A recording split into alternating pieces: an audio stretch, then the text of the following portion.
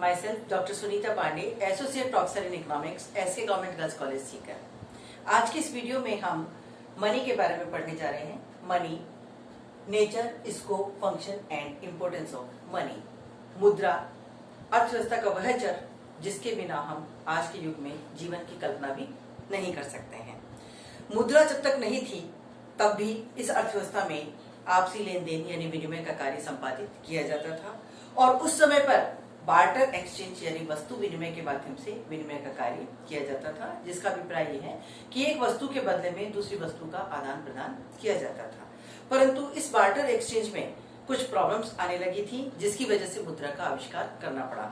सबसे पहले हम उन समस्याओं के बारे में पढ़ लेते हैं या ध्यान देते हैं जो वस्तु विनिमय के मार्ग में एक बाधक के रूप में उपस्थित होने लगी। सबसे पहले दो पक्षों का होना। वस्तु विनिमय तभी संभव हो सकता है जब दो ऐसे पक्ष हों जो एक दूसरे की वस्तु को लेना और देना चाहें।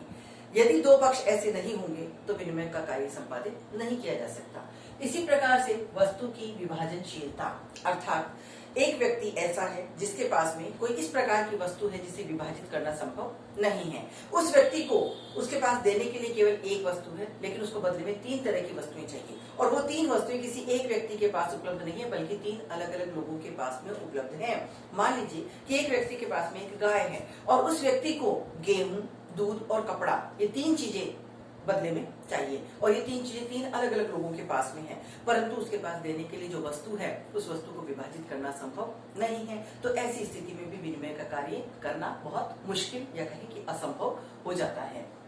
इसी प्रकार मूल्य का मापन, अर्थात जब हम वस्तु विनिमय करते हैं तो एक वस्तु के बदले में दूसरी वस्तु की कितनी क्वांटिटी प्राप्त होगी। जैसे यदि हम ये कहें कि 1 किलो चावल के बदले में 2 किलो गेहूं आते हैं, तो इसका निर्धारण किस आधार पर किया जाए कि 1 किलो चावल के बदले 2 किलो गेहूं मिलेंगे। ये 3 किलो भी हो सकते हैं, 5 किलो भी हो सकते हैं। तो इसका आधार क्या हो कि एक वस्तु की एक पर्टिकुलर क्वांटिटी के बदले में दूसरी वस्तु की कितनी क्वांटिटी प्राप्त की जाएगी। इसी प्रकार से संग्रह की समस्या, अर्थात वस्तुओं को इकट्ठा करके लंबे समय तक संग्रहित करके नहीं रखा जा सकता, क्योंकि उस समय पर जब तक मुद्रा का आविष्कार नहीं हुआ था तब तक मुद्रा के रूप में वस्तुएं ही काम में आ रही थी। अगर मान लीजिए कि किसी के पास में वस्तु की क्वांटिटी ज्यादा होती है, मान लीजिए कभी गेहूं का उत्पादन ज्यादा हो गया है, तो एक किसान, एक व्यक्ति उस गेहूं को लंबे समय तक स्टोरेज करके अपने पास में नहीं रख सकता था। तो इस तरह से ये कुछ प्रॉब्लम्स जो है ये बार्टर एक्सचेंज के मार्ग में आने लगी थी, जिसकी वजह से मुद्रा का आविष्कार करना पड़ा। जब मुद्रा का आविष्कार किया गया तो प्रारंभिक दौर में मुद्रा जो है वह स्वर्णमान और रजतमान के रूप में प्रचलित रही। स्वर्णमान का मतलब कि जब मुद्रा जो है वह सोने के सिक्कों के रूप में चला करती थी और रजतमान का मतलब जब मुद्रा चांदी के सिक्कों के रूप में चला करती थी। वर्तमान समय में जो मुद्रा प्रचलित है उसमें पत्र मुद्रामान और धातु मुद्रामान दोनों काम में आ रहे हैं। पत्र मुद्रामान जिसमें मुद्रा जो है वह कागज की बनी हुई होती है और जो वर्तमान धातु मुद्रा है उसमें जिस धातु का प्रयोग किया जाता है वह घटिया किस्म की धातु है। अब मुद्रा की जो परिभाषा है उस परिभाषा पर हम कंसंट्रेट करेंगे कि मुद्रा क्या है। मुद्रा वह है जो मुद्रा का कार्य करे, मुद्रा का कार्य करे। मुद्रा का प्रमुख कार्य क्या है? मुद्रा का प्रमुख कार्य है विनिमय के कार्य को संपादित करना, अर्थात विनिमय के मार्ग में आने वाली जो बाधाएं थी, वस्तु विनिमय के मार्ग की बाधाओं को दूर करने के लिए ही मुद्रा का आविष्कार किया गया था। और मुद्रा की परिभाषाओं में प्रोफेसर क्राउथर ने ये कहा है कि मुद्रा के हैं कार्य चार: माध्यम, मापक, मानदंड और भंडार। अर्थात जो मुद्रा है उसके महत्वपूर्ण 4 कार्य बताए गए हैं। लीजिए अब हम मुद्रा के कार्यों को इस प्रकार से अध्ययन कर रहे हैं कि मुद्रा के कार्यों को हम 3 अलग अलग भागों में बांट करके पढ़ते हैं। मुद्रा के प्राथमिक कार्य, द्वितीय कार्य और आकस्मिक कार्य। मुद्रा के प्राथमिक कार्य कौन कौन से हैं? मुद्रा के प्राथमिक यानी प्राइमरी जो फंक्शंस हैं वो हैं 2: विनिमय का माध्यम और मूल्य का मापक। विनिमय का माध्यम मीन्स कि मुद्रा जो है वह विनिमय के कार्य को सुगम बनाती है। आज हम जो विनिमय करते हैं वह मुद्रा के माध्यम से करते हैं, इसलिए विनिमय में किसी प्रकार की कोई बाधा नहीं है। जैसे अगर व्यक्ति चावल खरीदने के लिए जा रहा है, बाजार में 80 रुपए किलो चावल मिल रहा है, तो आसानी से विनिमय का कार्य संपादित किया जा सकता है। तो मुद्रा ने विनिमय के कार्य को या विनिमय के माध्यम के रूप में कार्य जो है मुद्रा का वो बहुत महत्वपूर्ण प्राथमिक कार्य माना जाता है। मूल्य का मापक, मुद्रा जो है वह वस्तु के मूल्य का मापक है, अर्थात एक वस्तु की कितनी क्वांटिटी कितने पैसों में आएगी, ये मुद्रा के द्वारा तय किया जा सकता है। अब हम आते हैं मुद्रा के सेकेंडरी फंक्शंस यानी द्वितीयक कार्यों पर। द्वितीयक कार्यों में जो पहला है वह है मूल्य का संग्रह। मुद्रा इसे संग्रहित करके रखा जा सकता है। हम अपनी भविष्य की आवश्यकताओं की पूर्ति करने के लिए मुद्रा को इकट्ठा करके अपने पास में संचित करके रख सकते हैं और इसे संचित करके रखने के कई तरीके हैं। हम इसे बैंक में जमा करा सकते हैं, हम इसे अपने पास में नकद रूप में भी रख सकते हैं, हम इसे शेयर में भी लगा सकते हैं, हम इससे किसी भी कीमती धातु को खरीद करके भी अपने पास में रख सकते हैं। तो कहने का अभिप्राय है कि मुद्रा जो है वह मूल्य का संग्रह करने के कार्य में प्रयुक्त की जाती है। इसी प्रकार विलंबित भुगतान का आधार। विलंबित भुगतान के आधार का मतलब ये है कि यदि पेमेंट फ्यूचर में किए जाने हैं, निकट भविष्य में किए जाने हैं, तो मुद्रा के माध्यम से आसानी से इसे संपादित किया जा सकता है। जैसे वर्तमान समय में ऋण लेकर के बहुत से कार्य संपन्न किए जाते हैं और ऋण का भुगतान जो है वह भविष्य में किया जाता है और मुद्रा के माध्यम से किया जाता है। इसी प्रकार मूल्य का हस्तांतरण अर्थात एक रूप से दूसरे रूप में मूल्य का हस्तांतरण यदि किया जाना है तो वह मुद्रा के रूप में आसानी से हो सकता है। जैसे यदि एक व्यक्ति के पास में सोना है, जमीन है, तो इसे वो आसानी से मुद्रा के रूप में कन्वर्ट कर सकता है। दूसरा मूल्य का हस्तांतरण एक स्थान से दूसरे स्थान पर मुद्रा को आसानी से लाया और ले जाया जा सकता है। यदि व्यक्ति एक स्थान पर मुद्रा को काम में ले रहा है और उसे दूसरे स्थान पर लेकर के जाना है तो मुद्रा आसानी से हस्तांतरित भी की जा सकती है। इसी प्रकार अब हम आते हैं मुद्रा के आकस्मिक कार्यों पर। मुद्रा के आकस्मिक कार्यों में सर्वप्रथम हम पढ़ेंगे साख का आधार। मुद्रा साख का आधार है। साख भी मुद्रा का एक प्रकार है। मुद्रा दो प्रकार की होती है, एक होती है तरल मुद्रा यानी लिक्विडिटी और दूसरी जो है वह होती है साख मुद्रा, करेंसी प्लस क्रेडिट, इसको हम इंग्लिश में कह सकते हैं। करेंसी जिसमें तरल मुद्रा को शामिल किया जाता है, तरल मुद्रा का मतलब कागज के नोट और धातु के सिक्के। इसी तरह से क्रेडिट यानी साख मुद्रा वह मुद्रा होती है जो विश्वास के आधार पर चलती है। व्यापारिक बैंक जो ऋण प्रदान करते हैं, साख का सृजन करते हैं, वह मुद्रा के माध्यम से या कहें कि मुद्रा की सहायता से ही करते हैं। तो इस प्रकार मुद्रा जो है वह साख के आधार के रूप में कार्य करती है।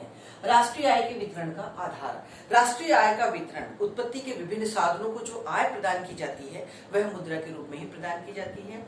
जैसे श्रम को मजदूरियों का भुगतान किया जाता है, भूमि को लगान दिया जाता है, पूंजी को ब्याज का भुगतान किया जाता है, संगठनकर्ता को वेतन और साहसी को लाभ, ये समस्त कार्य मुद्रा के रूप में ही संपन्न किए जाते हैं।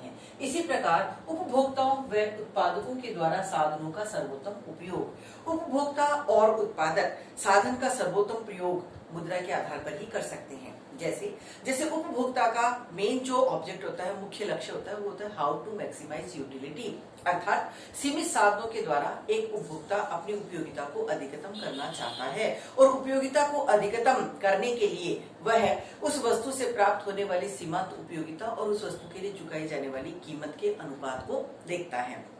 जहां पर सीमांत उपयोगिता का अनुपात और उसके लिए चुकाई जाने वाली कीमत का अनुपात समान होता है, वहां पर एक उपभोक्ता को प्राप्त होने वाली कुल उपयोगिता अधिकतम होती है, अर्थात MUX/MUY=PX/PY। इसी प्रकार से एक उत्पादक जो है वो जिन साधनों को, उत्पत्ति के जिन साधनों का प्रयोग कर रहा है, उन साधनों का सर्वोत्तम उपयोग हो रहा है या नहीं, यह जानने के लिए एक उत्पादक का लक्ष्य, प्रमुख लक्ष्य है हाउ टू मैक्सिमाइज प्रॉफिट यानी लाभ अधिकतम किस प्रकार से हो सकते हैं। और लाभों को अधिकतम करने के लिए एक उत्पादक के द्वारा MPPX/MPPY=PX/PY, दैट मींस कि जिन दो साधनों को वो काम में ले रहा है, उन साधनों से मिलने वाला सीमांत उत्पादन और उनके लिए चुकाई जाने वाली कीमतों का अनुपात जहां पर समान होता है, उस स्थान पर एक उत्पादक को प्राप्त होने वाले लाभ अधिकतम होते हैं। तो इस प्रकार से मुद्रा जो है वह उपभोक्ता और उत्पादकों के द्वारा साधनों के सर्वोत्तम उपयोग में काम में ली जाती है। इसी तरह धन को तरलता प्रदान करना। धन को तरलता प्रदान करने का मतलब, जैसे मैंने आपको भी बताया था कि यदि किसी व्यक्ति के पास में जमीन है और वो उसे तरल रूप में कन्वर्ट करना चाहता है तो जमीन को बेच करके मुद्रा के रूप में कन्वर्ट किया जा सकता है।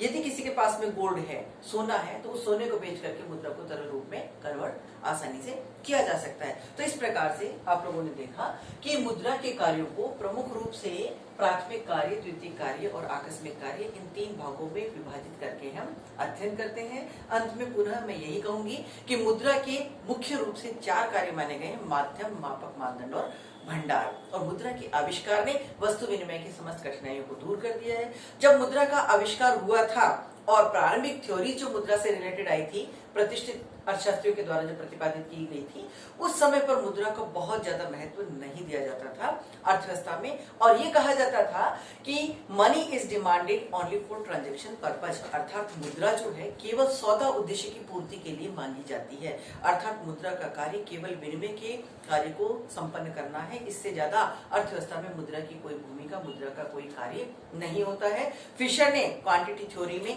ऐसा ही मुद्रा के बारे में कहा था।